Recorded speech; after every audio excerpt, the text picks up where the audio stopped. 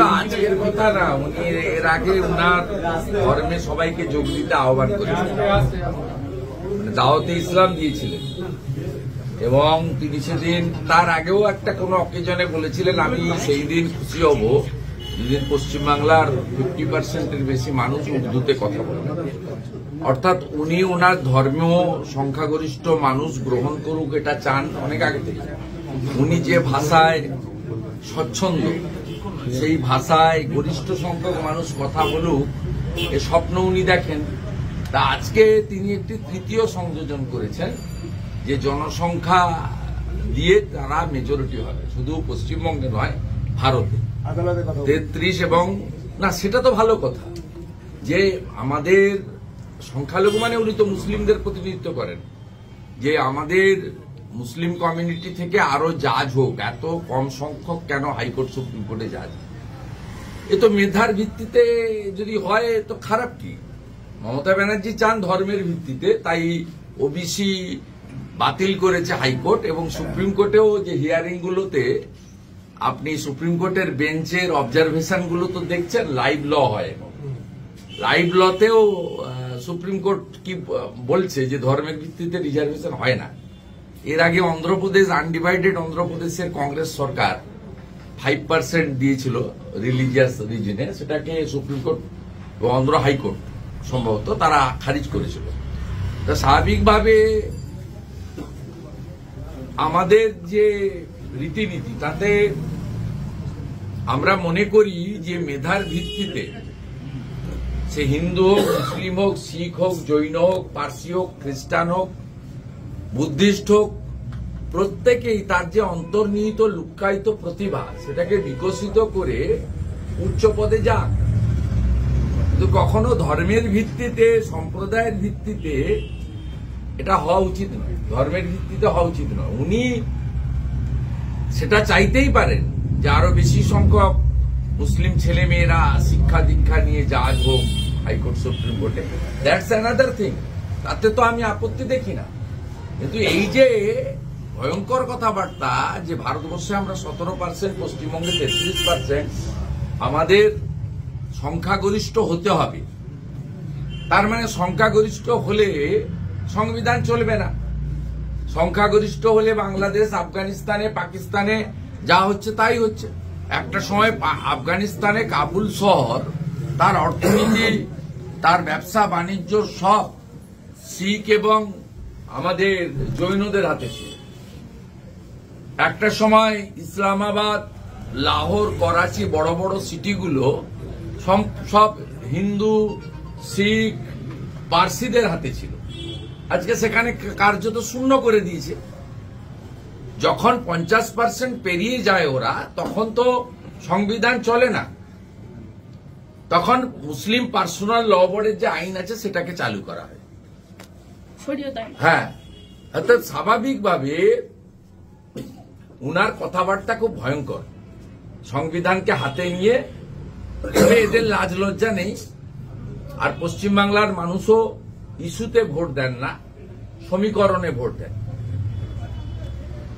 ওনাদের আপনি যদি 1 কোটি টাকা করে পরিবার প্রতি দেন, ওদের ভোট মোদিজিকে বা বিজেপিকে হারানোর জন্য পড়বে। আর আমাদের মধ্যে অভাব অভিযোগ আছে, কোথাও লক্ষ্মীর ভান্ডার কাজ করে, কোথাও অন্য জিনিস কাজ করে, কোথাও আটকে দেয়। শান্ত প্রকৃতির হিন্দুরা আটকে দেওয়া হয়। এই কাছাকাছি তো অনেক এলাকা আছে যেখানে গত লোকসভা ভোটেও হিন্দুরা ভোট দিতে পারেনি। ক্যানিং এর জীবনতলায় পেরেছে না, ভাঙড়ে পেরেছে না, মিনাখা হাড়োয়াতে পেরেছে না, বাদুড়িয়াতে পেরেছে। অনেক জায়গা আছে, অসংখ্য জায়গা আমি আছে, উদাহরণ দিয়ে বলতে পারি। এই জায়গা থেকে আমি উল্টো দিকে বলবো, সনাতনীরা যদি ঐক্যবদ্ধ না হন, তাহলে উনারা যখন 50% হয়ে যাবে, তখন বাংলাদেশে আজকে যা হচ্ছে, পশ্চিমবঙ্গে এবারে দুর্গাপূজা থেকে কার্তিক পূজা, এবং গতকাল কাঁথিতেও দেখেছেন আপনারা, গাড়িতে এমপ্লিফায়ারে ভজন চালিয়ে চালিয়ে পর্যটক ফিরছিলেন, হাওড়ার পর্যটক। ওয়াকফ অ্যামেন্ডমেন্ট বিলের বিরোধী সভা হচ্ছে, অনেক সময় টুরিস্ট গাড়ি স্পিডে যাওয়ার সময় গান বাইরে শোনা যায় কাঁচকোলা থাকলেও। সে ভজনটা কেন এসেছে? ওরা যে রাস্তা ঘিরে, ওটা তো জাতীয় সড়ক 116B ন্যাশনাল হাইওয়ে, নন্দকুমার থেকে Jaleswar 116B national highway. National highway অবরোধ করে করছে এবং পুলিশের সামনে গাড়ি ভাঙলো। দুটো লোক শঙ্করবাবুরা যারা ছিলেন গাড়িতে, তারা ইনজোর্ড হয়ে কাঁথি হসপিটালে ভর্তি হলো। টিল নাও একজনও অ্যারেস্ট হলো না। অথচ বেলডাঙ্গাতে কিছু ঘটলে ক্লাবের লোকেরা দোষী না হলেও তাদেরকে ধরা হয়। শ্যামপুরে কিছু ঘটলে ক্লাব কর্তৃপক্ষকে ধরে রেখে এখনো জেলে পোরা হয়। বাউরিয়াতে বিসর্জন মিছিলে ঢিল পড়লে ঢিল যারা মারলো তাদের ধরা হয় না, ঢিল যারা খেলো তাদেরকে ধরা হয়। এই কারণে মমিনপুর, ইকবালপুর, ডালখোলা, শিবপুর, রিসড়াতে এনআইএ করতে হয়েছে আমাকে। বিরোধী দলনেতা কেন কোর্টে যাবে? কলকাতা হাইকোর্টের অর্ডার আটকাতে মমতা ব্যানার্জি সুপ্রিম কোর্টে গেছে, কপিল সিব্বলদের নামিয়েছে, তারপরেও এনআইএ হয়েছে। শিবপুর, হাওড়া, রিসড়ার 55 জন এবং ইকবালপুর, মমিনপুরের 25 জন, মোট 80 জন জেলে আছে, 18 জন কন্ডিশনাল বেলে বাইরে আছে। এই তো পশ্চিমবাংলার অ্যাকচুয়াল অবস্থা। এ মমতা ব্যানার্জি শুনে রাখুক, 46টা এমএলএ হয়েছে এখন ওদের। যেদিন 100-র উপরে এমএলএ জিতবে, ববি হাকিম এবং সিদ্দিকুল্লাহ চৌধুরী তাদের লোকেরা, সেদিন মমতা ব্যানার্জি আর ভাইপোর কোনো জায়গা থাকবে না। আমাদের কথা তো ছেড়ে দেয়, আমাদের তো ওরা হিন্দু পার্টি বলে তার জন্য আমরা গর্বিত। যদিও মোদিজির কোন স্কিম পার্টিকুলার কোন কমিউনিটি বা ধর্ম সম্প্রদায়ের জন্য নয়, দেশবাসীর জন্য। তার প্রত্যেকটা জনকল্যাণমূলক স্কিম। কোভিডের ভ্যাকসিন মুসলিমরাও নিয়েছে, হিন্দুরাও নিয়েছে, রেশন হিন্দুরাও নিয়ে আসে, মুসলমানরাও নিয়ে আসে। তবুও হিন্দু পার্টি বলে আমরা গর্বিত, হিন্দুস্থানে আছি, হিন্দুদের পার্টি, নো প্রবলেম। 100 যেদিন পেরিয়ে যাবে সেদিন পিসি ভাইপোর পাটটা উঠে যাবে। এইটুকু আমি তৃণমূলের হিন্দু নেতাদের বলতে পারি। একটু একটু ছোট ছোট আপনারা শর্ট ফিল্ম দেখছেন, সন্দেশখালীর এমএলএর মার খাওয়া দেখেছেন, মিনাখার এমএলএর মার খাওয়া দেখেছেন, সুশান্ত ঘোষের গুলি খাওয়া দেখেছেন। একটু একটু দেখছেন ছোট ছোট শর্ট ফিল্ম, 2 মিনিট 2.5 মিনিট। এরপরে 2 ঘন্টার পুরো ফিল্ম এরা দেখাবে। পার্থ চট্টোপাধ্যায় ছাড়া পেয়েছে, অর্পিতা মুখোপাধ্যায় ছাড়া পেয়েছে, এরপরে কি যতীন্দ্র মল্লিক ছাড়া পেয়ে যেতে পারে? আমাকে জিজ্ঞেস করছেন কেন? হাইকোর্ট, সুপ্রিম কোর্টে জিজ্ঞেস করুন। ভারতবর্ষের বিচার ব্যবস্থায় জেলে থাকা অ্যাক্সিডেন্টাল কেস, বেল পাওয়াটা হচ্ছে তার অধিকার। এরা 2 বছরের বেশি বেল মানে জেলে ছিলেন, এবং বেল পাওয়া মানে কেস থেকে মুক্ত হওয়া নয়, দে আর চার্জশিটেড। এবং এই যে জনপ্রতিনিধি হিসেবে অ্যান্টি করাপশন অ্যাক্ট, যেটা প্রিভেনশন অফ করাপশন অ্যাক্ট, এই অ্যাক্টে সর্বোচ্চ সাজা কত? সর্বোচ্চ সাজা হচ্ছে 7 বছরের জেল। 7 বছরের জেলে কেউ যদি 2 বছর 2.5 বছর জেলে থাকে, ভারতবর্ষের জুডিশিয়ারির প্র্যাকটিসই আছে, তারা বেল পান। বেল পাওয়া মানে ছাড়া পাওয়া নয়, তার অ্যাকাউন্টগুলো ফ্রিজ করে রেখেছে ইডি, তার সম্পত্তি অ্যাটাচমেন্ট করে রেখেছে ইডি। এবং সুপ্রিম কোর্ট তো পার্থ চ্যাটার্জির ক্ষেত্রে যতক্ষণ না কেসের নিষ্পত্তি হয়, তিনি কোন ধরনের হাইয়েস্ট পোস্টে যেতে পারবেন না, মানে মন্ত্রী বা কর্পোরেশনের চেয়ারম্যান, মেয়র, এমএলএ ছাড়া। এটাও বলেছেন, যেটা স্বাধীনতার পরে সুপ্রিম কোর্ট একটা এক্সেপশন অর্ডার দিয়েছে। আপনার বাংলা মিডিয়ারা আপনারা কেন চন্দ্রশেখর রাওয়ের মেয়ে জামিন পেয়েছে সেটা বলেন না? কেজরিওয়াল, মনীষ সিসোদিয়া, সত্যেন্দ্র জৈন জামিন পেয়েছে কেন বলেন না? হেমন্ত সোরেন জামিন পেয়েছে কেন বলেন না? কেন বলেন না সঞ্জয় রাউত জামিন পেয়েছে Maharashtra?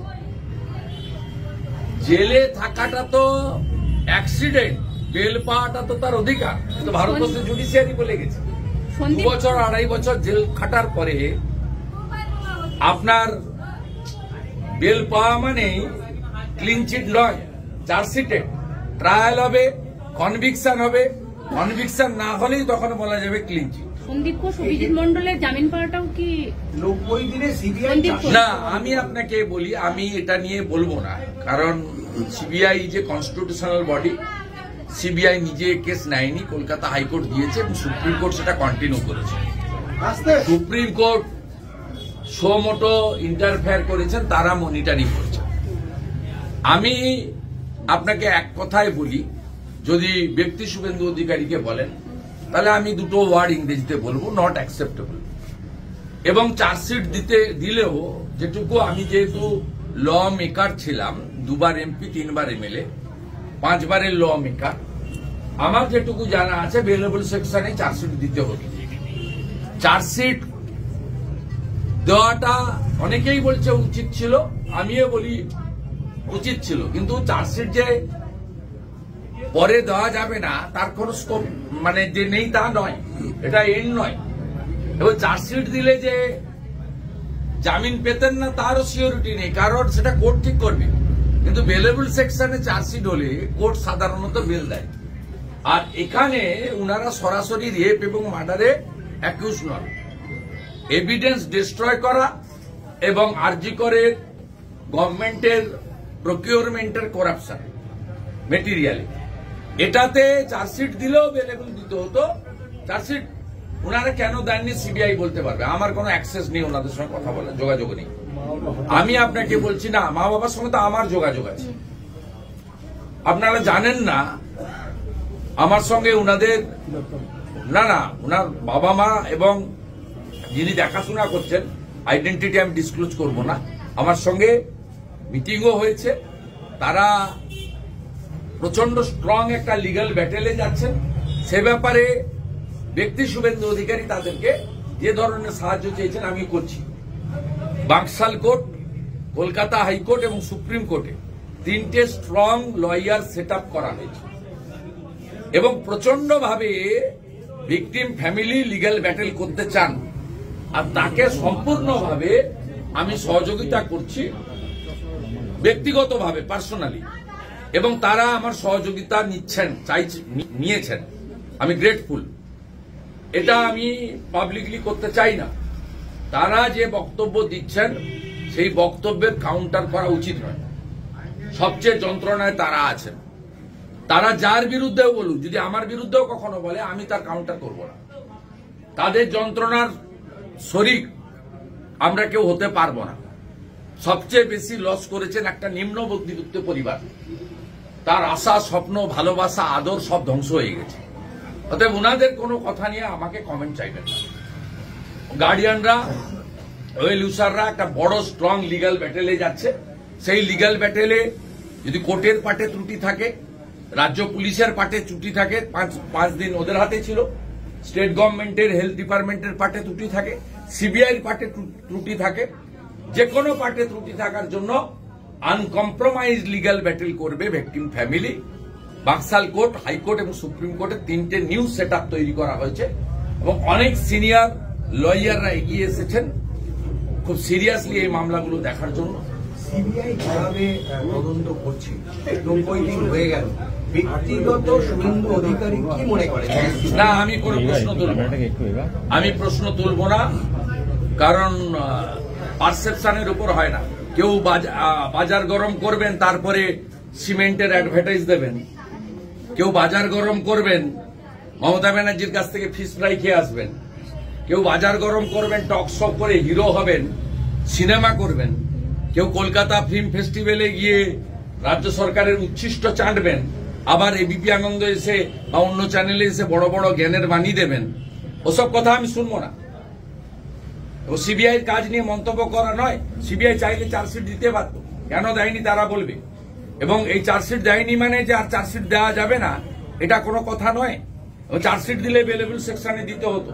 So far my knowledge, as a senior law maker, 2 বার এমপি, 3 বার এমএলএ থাকার অভিজ্ঞতায় বলছি। এবং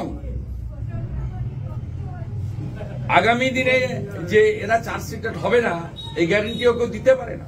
সাপ্লিমেন্টারি চার্জশিট, আমার মনে হয়েছে যে প্রিন্সিপাল ভিকটিমকে কনভিকশন করানোর বিষয়টাকে প্রায়োরিটি ওরা দিচ্ছে, কিন্তু কেস ইজ ওপেন, চলবে। আর যার যা বলার আছে সুপ্রিম কোর্টে বলার অ্যাম্পল স্কোপ রয়েছে। সিবিআইয়ের পার্টেও যদি কোনো ত্রুটি থাকে তার বিচার সুপ্রিম কোর্ট করবে। তার 3 মেন জাজেস বেঞ্চ, চিফ জাস্টিস নিজে হেড করছেন সেই টিমে। আমার এনাফ কনফিডেন্স আছে যে সত্য বেরোবে এবং আমার পার্সোনাল বিশ্বাস এই খুন এবং হত্যা একটা বড় ষড়যন্ত্র, এর সঙ্গে অনেকেই যুক্ত। আর প্রমাণ লোপাটের ক্ষেত্রে অভিজিৎ মণ্ডল, সন্দীপ ঘোষরা যা যা করেছে, বিনীত গোয়েল, নারায়ণ স্বরূপ নিগমের নির্দেশে, আর নারায়ণ স্বরূপ, বিনীত গোয়েল যা যা এদের দিয়ে করিয়েছেন মমতা ব্যানার্জির নির্দেশে, ইভেন আরজি করে যে ভাঙচুর ঘটেছে অতীন ঘোষের নেতৃত্বে, সেটাও মমতা ব্যানার্জির নির্দেশে হয়েছে। দাদা, জুনিয়র ডাক্তাররা বলছেন যে আমরা সিবিআই চাইনি, আমরা চেয়েছিলাম যে আইনি ভাবে এই বিষয়টাকে যেন দেখা হয়। কি বলবেন জুনিয়র ডাক্তাররা আজকে বলছেন? জুনিয়র ডাক্তাররা কি? যারা আন্দোলন না, ওদের কথার উত্তর দেব না। বিকাশ ভট্টাচার্য মহোদয়কে দিয়ে ভিকটিম ফ্যামিলি সিবিআই চেয়েছে। ভিকটিম ফ্যামিলি হচ্ছে ফাইনাল। জুনিয়র ডাক্তারদের মাস মুভমেন্টে অনেক জুনিয়র ডাক্তারদের লড়াইয়ের একাগ্রতা ছিল, কিন্তু লিডারশিপের পলিটিক্যাল ভ্যান্ডেটা ছিল। তাই অভিজিৎ গাঙ্গুলিকে গো ব্যাক দিয়েছেন, অগ্নিমিত্রা পাল পার্টি অফিসে ঢুকছিল, গো ব্যাক দিয়েছেন, কাশ্মীর মাঙ্গে আজাদি বলেছেন। কারা এরা ওদের সঙ্গে ঢুকেছিল? সিমেন্টের অ্যাডভার্টাইজ করছেন, লজ্জা লাগে না আপনাদের? কে চিনত? মমতার ফিল্ম ফেস্টিভ্যালে গিয়ে মুম্বাই থেকে এবারে কেউ আসেনি আরজি করে ইনসিডেন্টের জন্য, আর আপনারা গিয়ে মমতার কাছ থেকে উচ্ছিষ্ট খাচ্ছেন, লজ্জা লাগে না? দে আর অপরচুনিস্ট ওয়ান সেকশন, সবাই নয়। সাধারণ জুনিয়র ডাক্তারদের একাগ্রতা, ইচ্ছা, লড়াইকে আমি হ্যাটস অফ করি। আর in question of CBI final যেদিন হিয়ারিং হয়েছে চিফ জাস্টিসের কাছে, মাননীয় বিকাশ রঞ্জন ভট্টাচার্য ভিকটিম ফ্যামিলির হয়ে মুভ করার জন্য সিবিআই অর্ডার হয়েছে। অতএব ভিকটিম ফ্যামিলি যা মনে করেছেন তা ঠিক, এবং যেটুকু সন্দীপ ঘোষরা যে কদিন জেলে থাকলেন, অভিজিৎ মণ্ডলরা যে কদিন জেলে গেলেন, যে ইনভেস্টিগেশন চলছে, সবটাই হয়েছে সিবিআই ছিল বলে আমি মনে করি। নইলে সঞ্জয় রায়তে শুরু, সঞ্জয় রায়তেই শেষ হয়ে যেত, এগাতে আপনি পারতেন না। এবং আরজি করের করাপশন, আপনার এভিডেন্স ডিস্ট্রয়, এই যে সব অমীমাংসিত প্রশ্নচিহ্নগুলো এখনো ঝুলে আছে। একাধিক সাপ্লিমেন্টারি চার্জশিটের স্কোপ আছে, সেই স্কোপটাও থাকতো না যদি কলকাতা পুলিশের হাতে মামলা থাকতো। আমি বলবো বিচলিত হওয়ার কোনো কারণ নেই।